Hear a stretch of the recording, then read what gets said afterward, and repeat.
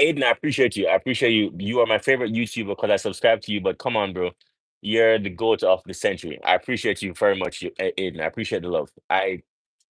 Humbly, I try to come on and be as real as possible because I know when I started, as I said, my mentors were books, and so to have someone come on and do it live and get your questions answered and actually talk to you and address your situation even personally, I think it's a really cool thing. So I try to do that. And also, you guys know what we're doing here. Provide two scholarships every year to kids in Jamaica. And so right now, I'm trying to grow this YouTube so that we can actually increase that number to four. And that's what we're going to use the money for. Right now, YouTube doesn't make any money. So I'm doing this for free. But if it does start making money, that's where the money will go. Boom.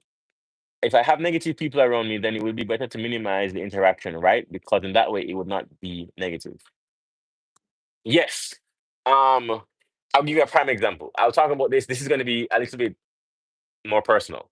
Okay. Um, my father, when I was 15, 16, 17 years old, was one of the most negative people in my life. But I lived in his house. You might be going through this, which is why I'm going to tell this story. I'm going to mark this so I can actually create this into a clip after. So I'll tell the story. My father was one of the most negative people. I remember, for example, constantly telling him, so I was raised Christian. So I'll tell you what I would normally say in that Christian context. Okay.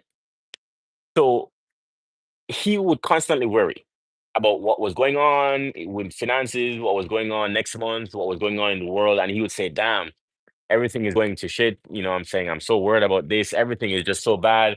Nothing ever works out for me. This is how he would talk to me while I'm trying to retire in 15 years. Just imagine how much of a conflict that was for me. Okay.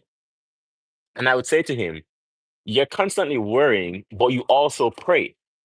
How offensive is that to God that you're asking him? You believe that God created everything, and you're asking him just to pay your bills, but then you're also worried that he won't? That's offensive, don't you think? How can you say that you have faith if you're also worrying about the outcome of that faith? That's not faith. So then I would say to him, worrying doesn't make sense. You're constantly worried. That doesn't make sense. Stop worrying. Okay. All right. But I'm just giving you the context for how that would work. How did I deal with someone who was constantly worrying? Because that didn't change instantly. So then he was constantly worrying, constantly negative. How would I deal with that? One, I limited my interactions at home. So I went to school, obviously, at 8 o'clock in the morning. Sometimes I wouldn't come home until 9 o'clock at night. Where would I be? I would be hanging out with people at the music department at school. I would hang out with my music mentor at the time. I would hang out at school in the library. I would go to church by myself and listen to audiobooks or read. I'd hang out with my godmother. Her name was, well, I won't tell her name, but I would go out and hang out with my godmother.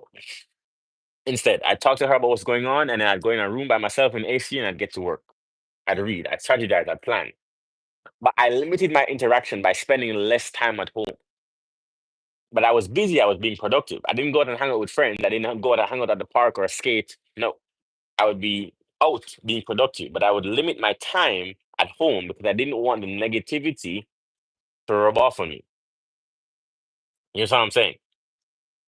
Now, as I'm going out and being productive, what do you think ended up happening? I started actually making progress on my goals. And as I made more progress, the gap between his negativity and my progress and my positivity made our relationship butt heads quite often, which means that now the divide between us got even worse. And that will happen, and that's okay. Because what ended up happening is that eventually I moved out to college and I knew that that would happen. And as soon as I got to college, I kept working on my plan. So then, part of my plan was to leave because I wanted to be in a different environment. And as soon as I got to that different environment, things changed. The reason I'm telling that to you is because a part of your plan could be changing your environment, but you still need to include that in your plan.